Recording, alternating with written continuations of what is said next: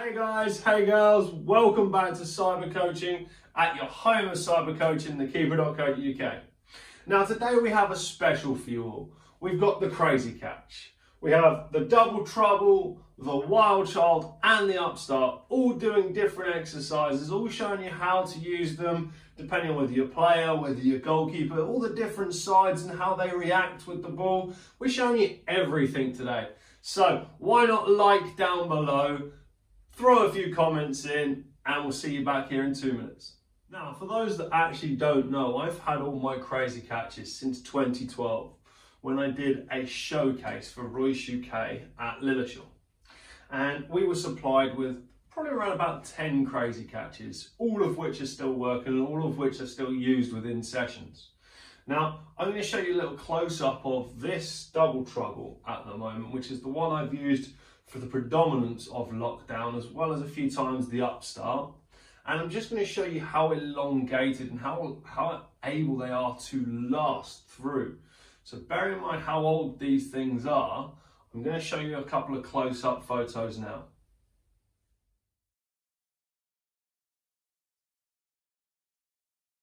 Now, starting on the crazy catch double trouble. Now, with all crazy catches, they come with an adjustable bottom frame, which allows the different angle of the crazy catch to become in place. So whether you're working on goal kicks, you're working on accuracy, you're working on basic zones, or even claiming crosses, you can vary it to accordance to what you're looking for out of your session. They also come with 2 lock nuts. And as you can see with the double trouble, you can go on ground work, or you can go vertical work. So you can actually have the crazy catch up high or down low. The crazy catch double trouble comes with 2 different segments to it. And it's all about the mesh and the netting. The netting on the one that's low here is more used for the tennis balls, the cricket balls, maybe a reaction ball. So any kind of tiny small ball that you could use for your sessions, that's there perfect. It also gives a very concise feedback. So you throw it one way, it's gonna come back there. So you can judge it a little bit more. Whereas if you're looking for an unreliable or unknown, you want something that's gonna test reactions, it's gonna make you accelerate, make you work, then that formation there, especially with a larger ball, obviously, is the key one. So what are my pros and cons about the double trouble? Now, my first pro would be the size of it. It's impossible to miss. So it makes it perfect for both player and goalkeeper alike. If I'm using it for a player or a goalkeeper that's been with me a long time, I'd use the unpredictable side. Whereas if I'm using it with a new person that's come into me that needs a little bit more quality of handling and guaranteeing where that ball's going to go, I'd use the simple side, the one that's going to come back to them cleanly. My only con with this one is the size of it. You need a heck of a car to transport it, unless you can leave it at your facility. If you can leave it at a facility or you leave it at your house, there is no better one than this. And onto a few exercises with the double trouble itself. The first one I'm going to come on to is a little half volley exercise. And all you're going to do is half volley into the crazy catch, let it come back, bounce, half volley it back with the opposite foot.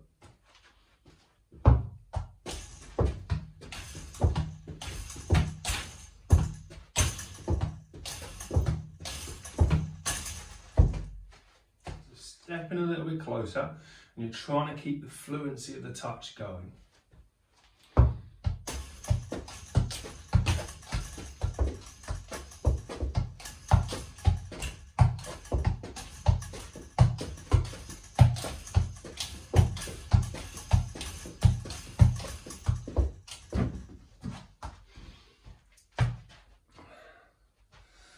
And now we're going to go to a little bit of a game of Wally. So you're going to take a touch, let it run, take a touch, let it run. So you're looking to hit the crazy catch each time. So you're just a little bit further off, but you might have to move around the room depending on where the ball goes. And you're looking to use your different side each time. So no matter where it goes, the opposite foot has to be used. Obviously, you could just use it with the correct foot the side goes onto.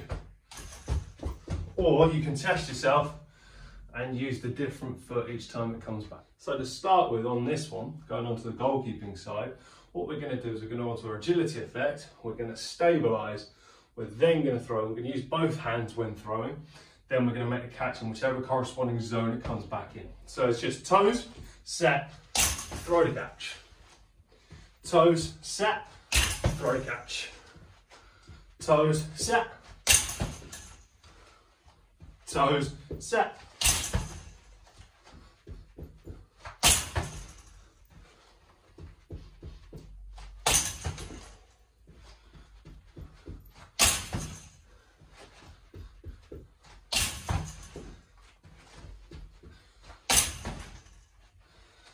And now we're going to go on to a footwork one where we're throwing it in to make the catch.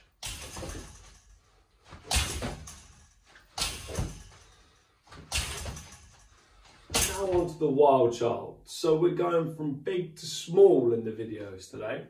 Now the wild child itself has the best of both worlds.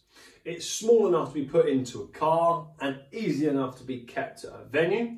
But it also has both the reactive sides, so the one for the small balls and the one for the reacting with the larger balls. So this is the one that has the best for both worlds. This one I find is brilliant to use as a secondary feeder, so if I'm feeding from the front, if I'm throwing from the right or the left, or I'm looking for a reaction exercise coming in from these two areas, if the ball's coming in from where you guys are, this is the one I'd be using.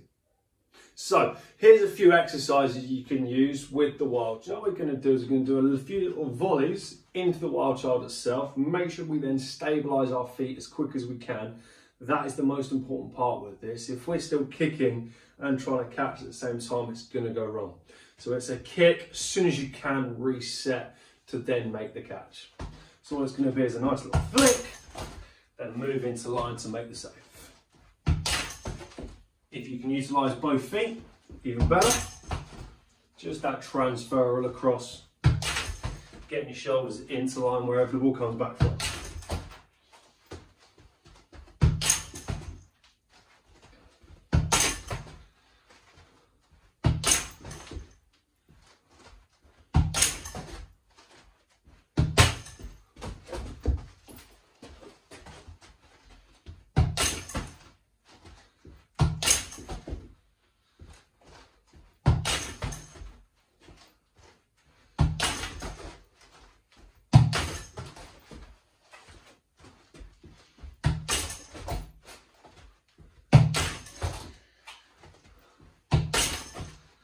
And if that becomes too easy, you can start getting a little bit more deviation on the actual ball with a few throws.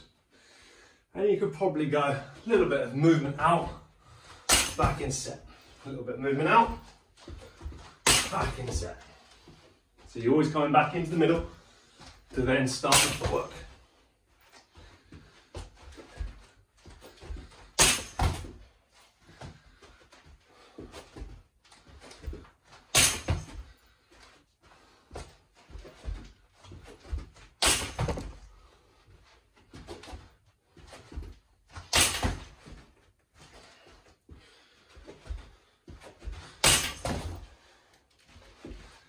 And once you get used to that, you can even go a little bit of reaction time to the ground. So right, left, and throw in maybe a couple of kicks. So right, left. So you're now going to vary it up between throws and kicks. Right, left, left, right, right, left. So as you can see, I've done two different exercises on that one as well. I can do it where I touch the ground and still kick or throw. Or if I shout left, I use my left foot. If I shout right, I use my right foot. And then we've got the little baby, the upstart. Now this thing, its key is it's compact. It can be put anywhere, no matter how big or small your car, no matter how big or small your space is for your equipment to stay in. this thing is perfect. Now, obviously with the one I've got here, it only has the small squares on it, so it's also ideal for the small balls. But this thing has helped me perform coaching in a room no more than 3 by 8. So it's allowed that feedback to come back to me routinely every single time, cleanly every single time. So that's what the beauty of this one is here. Now, let's show you a few exercises with it. Throughout lockdown, we've used the upstart for many different types of exercises, from abdominal to floor work to basic ball handling. Here's a few new ones for you guys. So the first one, we've gone down onto our knees.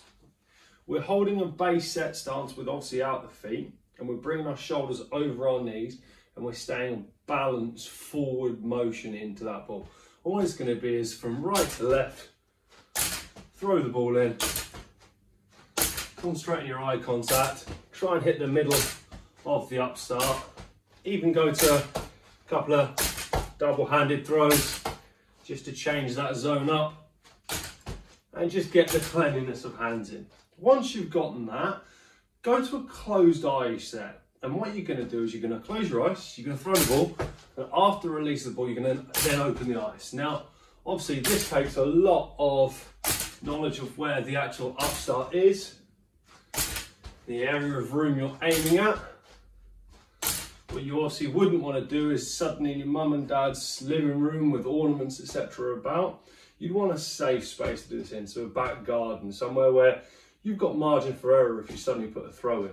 Because what you want to really focus on is not open your eyes until after you've released the ball.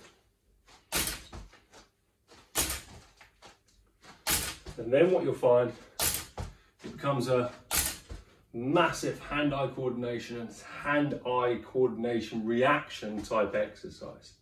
Give that one a try. Moving on to the next couple, coming in a little bit closer, and we're going to work off of just a little parry type exercise. And it becomes a little game of Wally with your hands and the upstart. And it's just a flick in to keep the ball going, trying to aim as many times as you can to the little blue object, crazy catch flicker in the middle of the crazy catch. Now, obviously, you can keep that going for as long as you want. You could even vary it and go into a punching type drill.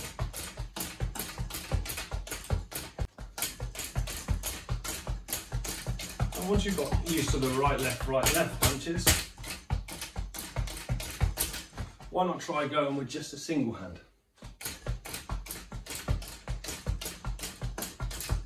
And then change hands.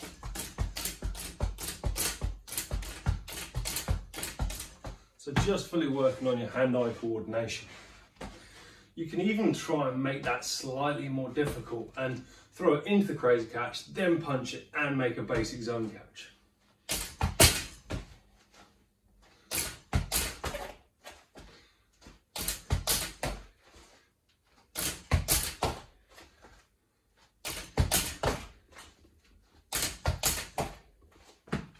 And that's a load of different exercises for the crazy catch upstart.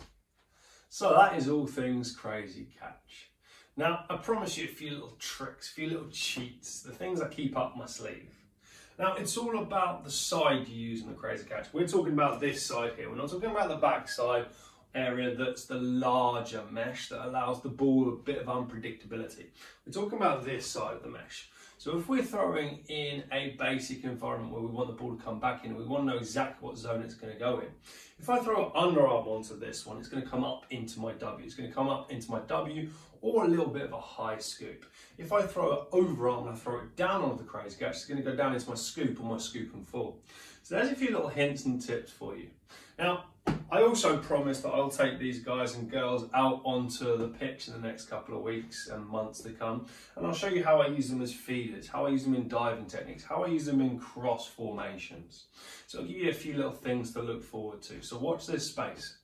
Your hashtag for today is going to be a very basic one. It is hashtag crazy catch. Now, I hope you guys and girls have enjoyed the videos today. From me, your cyber coach Lee Reed from thekeeper.co.uk, and for all at Crazy Catch and the Creators Club, stay safe.